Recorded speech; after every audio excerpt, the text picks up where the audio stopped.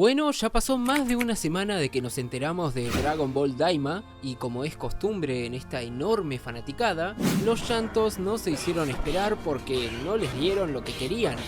Y bueno, ya saben, Dragon Ball murió con Z, Dragon Ball murió con GT, ya no tienen ideas, solo les importa la plata. Y es increíble porque tarde o temprano van a ver la serie a pesar de que dicen que no, pero les encanta quejarse de algo que ni siquiera salió.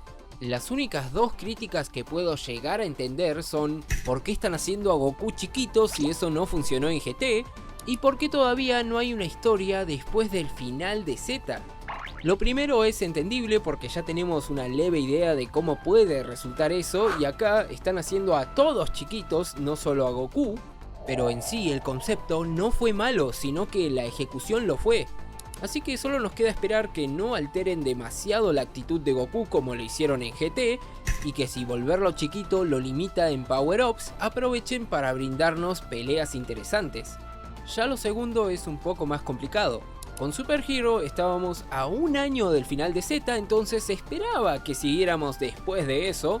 Pero hay que entender que ahora Dragon Ball no quiere avanzar realmente, quiere aprovechar al máximo la juventud de los personajes y un status quo donde Goku y Vegeta todavía no superan a Bills y demás. Y esto nos lleva a la pregunta del video: ¿por qué carajos no adaptan el arco de Moro y el arco de Granola? Lo primero de todo es recordar que Dragon Ball Super nació en 2015 de una forma súper apresurada. Salió la resurrección de Freezer y creo que al mes anunciaron la serie, y al poquito tiempo el manga de Dragon Ball Super, que sería un complemento, algo para promocionar el anime porque directamente se fue a la B-Jump, que es una revista mensual. Y así estos dos productos se subieron al barquito de Dragon Ball sin rumbo.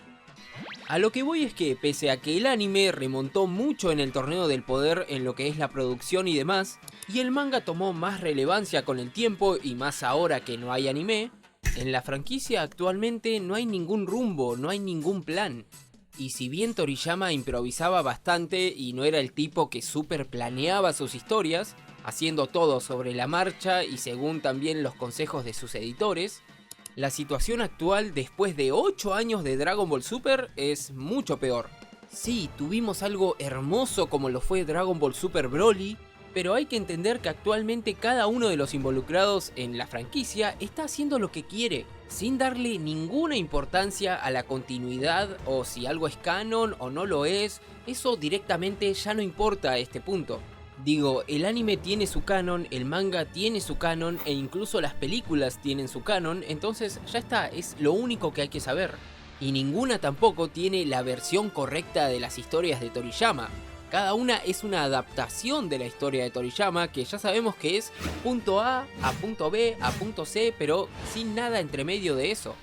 Te puede parecer más coherente una que otra o te puede gustar una más que otra, pero es todo. Toriyama ya sabemos que es un tipo que dice esto está buenísimo, lo apruebo y ya está y espero que lo disfruten, pero ni él es el rey de la coherencia en su propia obra. Ahora que aclaré eso, vamos a responder la pregunta.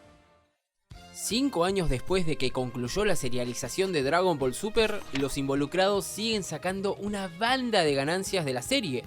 Dragon Ball Super se formó tanto como marca que a su primera película le fue excelente. En videojuegos, figuras y quién sabe cuántas cosas más a Dragon Ball Super le va re bien.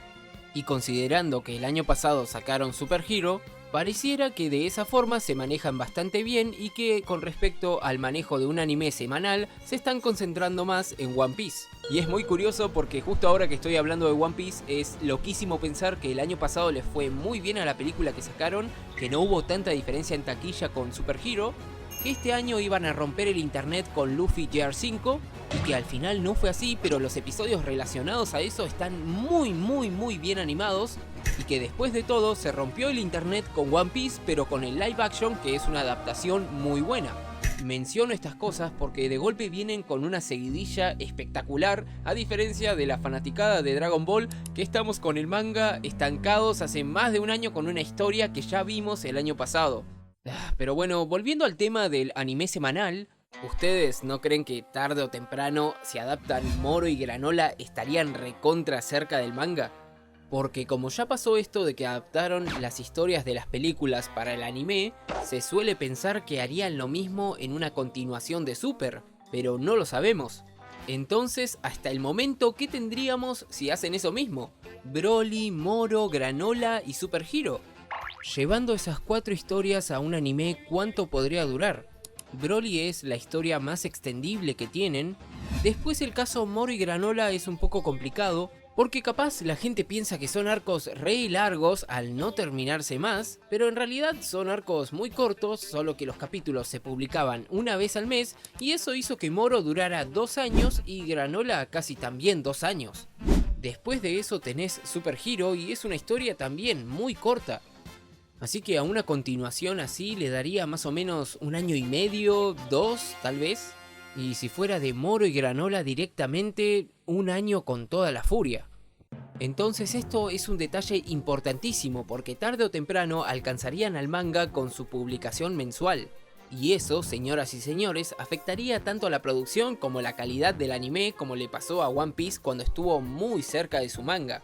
Entonces está la posibilidad de que estén esperando que Toyotaro saque más historias originales en el manga y ahí recién adaptarlas a un anime semanal, o directamente ni siquiera están pensando en adaptar esas historias y las van a dejar ahí nomás en el manga, porque hasta el momento ni Toriyama le da mucha atención a lo que hace Toyotaro, y lo demostró con Super Hero porque no adaptó para nada la historia con los sucesos de Moro y Granola.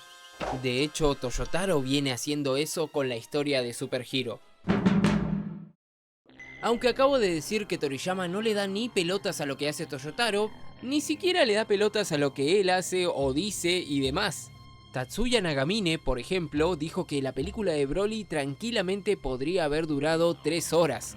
Y me lo creo completamente porque la historia entre Freezer y los Saiyajins es muy extendible. Incluso la mención que hizo Toriyama hace unos años sobre el primer Super Saiyajin Dios, ¿qué otro mejor momento de desarrollar un poco más esa leyenda que justamente en un momento de la historia de Dragon Ball donde tenés un montón de Saiyajins que la pueden relatar? O hasta incluso si quisieran alguna vez, tal vez, recontarnos cómo carajos llegó Bardock ante Freezer. Porque en la película de Broly no le dan ni un poco de importancia a todo ese suceso, sino que simplemente se despiden de Kakaroto y a la siguiente escena Bardock ya se está durmiendo para siempre. Estas ideas que acabo de mencionar suenan muy obvias, ¿no? Pero ese es el asunto, por más obvio que parezca un camino para la franquicia, no lo tenemos que dar por hecho. En 2013, con la bomba de los 12 universos, esperábamos que la siguiente historia se relacionara a eso, y al final, 2 años después, nos dieron la resurrección de Freezer. A veces la paciencia es la clave de la victoria, y otras veces no da ningún fruto. Te hace pensar que no valió la pena. Y te preguntas, ¿para qué esperé tanto por algo tan decepcionante? Y sí, ustedes me podrán decir, pero ese mismo año Toyotaro tocó el tema con el torneo contra el sexto universo. Y 2 años después tuvimos el torneo del poder. Dejando a un lado el tema de si son buenos arcos o no, ¿se aprovechó realmente el concepto de los 12 universos? Y la verdad es que no. Hay un montón de cosas que se pueden explorar y no las están aprovechando. Desde hace 6 años tenemos un Dragon Ball Room que lo único interesante que aportó de verdad fue en sus inicios con el manga de aquella vez que reencarné en Yamcha. Pero fuera de eso, ¿qué más tenemos? En el total de historias de Dragon Ball Super tenemos 9 hasta el momento, pero 7 de esas ocurren en el universo 7. Pareciera que tienen miedo de soltar a los protagonistas del universo 7 y explorar un poco historias con otros personajes que tranquilamente podrían funcionar, porque son muy carismáticos. No digo que todos, pero podríamos explorar, no sé, el pasado de Jiren bien a fondo, conocer finalmente cómo es el Rey Saiyajin del universo 6, ver qué onda el trío de furros, algo, qué sé yo, no se les cae ninguna idea.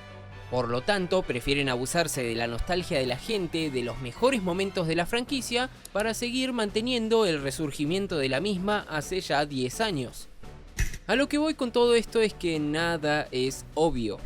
Por más que uno ame esta franquicia, lamentablemente en los últimos años, el amor y el compromiso que hay en los productos varía de uno a otro muchísimo.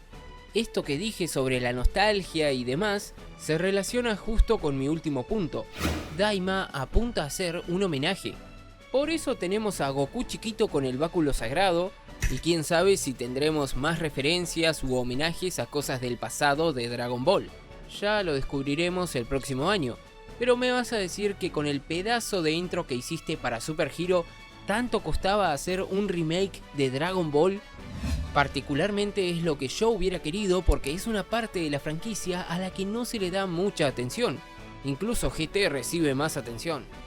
Y perdón por volver a mencionarlo, pero ¿vieron que anunciaron un remake de One Piece con el estudio de animación que hizo las primeras temporadas de Attack on Titan? Suena a que estoy muy celoso y la verdad que sí, lo estoy. Yo soy fanático de One Piece, me gusta ver más contenido de One Piece, pero soy más fanático de Dragon Ball y me encantaría que lo tratasen con el mismo amor. Son muchísimos factores, pero ya uno se da cuenta cómo el manejo de cada franquicia es muy distinto. Pero cielo santo, como uno a veces quisiera un Oda en su obra favorita. Aunque bueno, podría ser peor, ¿no? Podríamos ser fanáticos de Saint Seiya. Eso sí que es estar en un pozo bastante profundo. La cosa es que cuando salga Daima yo estaré ahí para verlo, para apreciarlo, para criticarlo o para pegarle. Porque tampoco tiene sentido estar enojado porque no salió lo que yo quería. Bastante feliz me encuentro de existir en esta época donde la franquicia está muy viva, con sus cosas buenas, con sus cosas malas, pero acá estamos, así que relájense un poco y esperen a cuando se estrene esto. Sin más que decirles, nos vemos en un futuro video, dejen su like, comenten, compartan y todas esas cosas, síganme en X, anteriormente Twitter, y nos estaremos viendo espero que pronto. Bye.